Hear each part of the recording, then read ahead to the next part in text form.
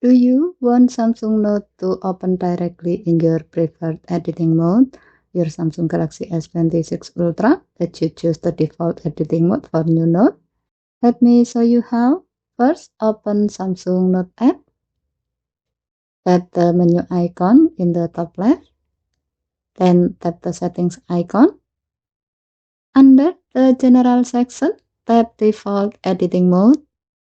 Here you will see three options: auto, handwriting, and text. So what's the difference?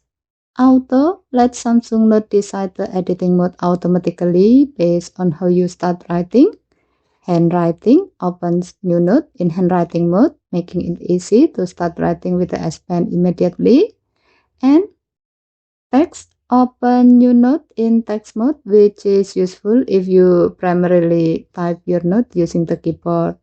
For this example, let's select handwriting. Now create a new note. As you can see that the new note opens directly in handwriting mode. You can immediately begin writing with the S Pen or finger drawing without switching tool.